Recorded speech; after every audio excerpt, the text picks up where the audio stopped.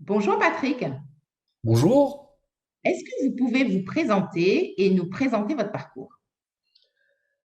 alors je m'appelle Patrick Jean, je suis auteur-réalisateur, d'abord réalisateur, cinéaste.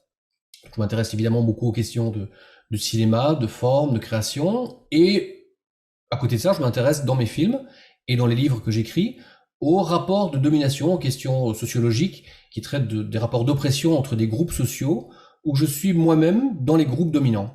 Donc évidemment, j'ai l'embarras du choix puisque je suis un homme, je suis blanc, je suis hétérosexuel, je vis dans une catégorie sociale favorisée même si ce n'est pas mon origine, dans un pays riche, je suis valide, et je pourrais continuer encore comme ça en précisant la liste. Et donc ça veut dire que j'appartiens à des groupes sociaux qui détiennent des privilèges. Et donc c'est à ces questions-là que je m'attelle pour voir comment travailler à les faire reculer, voire à les abolir. Est-ce que vous pouvez nous dire justement comment vous travaillez sur cette question de l'égalité femmes-hommes? J'ai commencé à travailler d'abord sur le plan personnel parce que je viens de très loin. Quand j'avais 20 ans, j'étais convaincu que le pouvoir, l'argent, la parole, l'intelligence étaient du côté des hommes et que, pour le dire rapidement, la vaisselle c'était du côté des femmes. C'est mon éducation, c'est ma culture d'origine. Donc j'ai dû faire d'abord un travail pour me nettoyer de tout ça. Ça a été très long et je ne suis pas sûr que ce soit d'ailleurs terminé. J'ai ensuite, dans mon travail, puisque je m'intéressais aux rapports sociaux de domination, j'ai commencé par des rapports socio-économiques, culturels.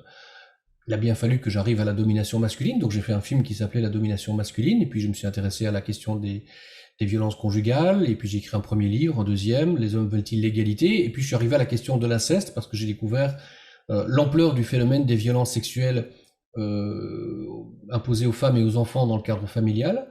Et donc voilà, donc je travaille aussi parfois entre deux films, on m'appelle pour faire du travail de conseil, de consultance, parfois dans des grandes entreprises, dans des institutions aussi. Et donc j'ai pas de programme en fait. Je suis quelqu'un qui n'a pas de programme de carrière. Là, j'ai un film qui va sortir en salle, mais je fais autre chose en attendant. C'est petit à petit, au fur et à mesure que les opportunités qui me semblent intéressantes et utiles viennent à moi que je m'engage. Voilà.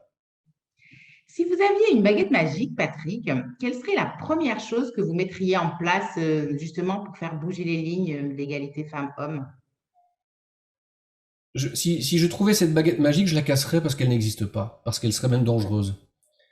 On est face à des systèmes complexes.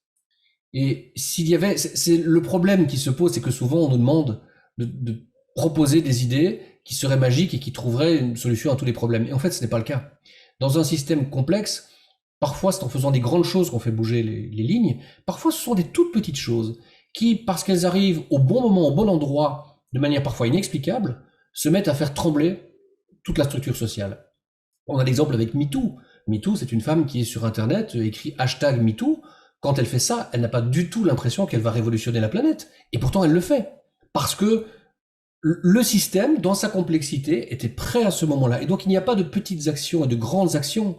Bien sûr qu'il y a des choses qui sont très urgentes, mais tout concourt à faire bouger les choses, à faire bouger les lignes, parce que ce sont les transformations sociales qui sont sous-jacentes, qui sont là derrière et qui provoquent tout cela. Ce sont les transformations sociales comme l'allongement de la durée de la vie, la réduction du nombre d'enfants par femme, la modification des modes de production et de travail, le recul du sacré dans la société, toutes sortes de phénomènes qui, à un certain moment, font que dans l'histoire, les femmes qui ont toujours été opprimées, et qui en ont certainement eu conscience depuis très longtemps, et d'ailleurs certaines ont réclamé la fin de cette oppression, mais jusque-là on leur coupait la tête, on les pendait, on les brûlait en place publique, à un certain moment, on ne les tue plus, pour ça, ou pas aussi souvent, on commence à les écouter, on commence à les entendre, et la société se met à se transformer, parce que, encore une fois, c'est une chimie de complexité, et je pense que ce n'est que comme ça qu'on peut le comprendre pour faire avancer les choses. Et enfin, Patrick, quelle est la femme qui vous inspire? Il y en a beaucoup.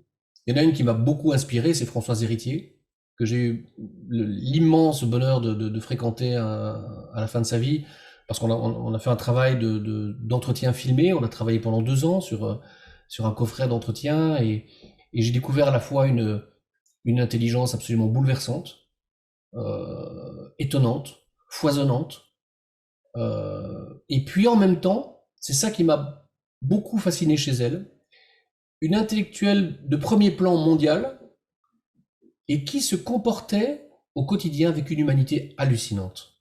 C'est-à-dire que à une époque où quelqu'un qui écrit vaguement 3 articles vous prend de haut, cette femme qui n'avait plus rien à prouver, qui avait été professeure au Collège de France, euh, qui était une star sur le plan intellectuel, c'est le moins qu'on puisse dire, eh bien quand j'arrivais chez elle, elle était quasiment mourante. La première chose qu'elle faisait, c'était de me demander des nouvelles de mes enfants.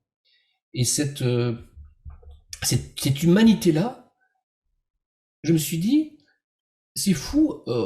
Évidemment, ça fait partie de son travail. Elle a beaucoup réfléchi sur le masculin, le féminin, les hommes, les femmes. Mais j'en ai pas parlé avec elle parce que il y a une pudeur. Mais je me suis dit, elle a intégré ça dans son propre comportement. N'importe quel mec à sa place, il m'aurait pris de haut, mais de tellement haut. Et elle, malgré cette conscience qu'elle avait d'être à ce niveau intellectuel, elle avait cette humanité qui était là, évidente, normale, naturelle. Et ça c'est quelque chose qui, qui, qui va me suivre pendant toute ma vie, je pense.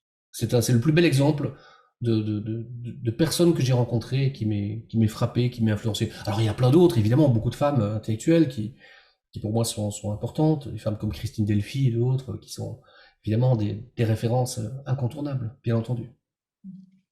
Merci beaucoup, Patrick. Merci à vous.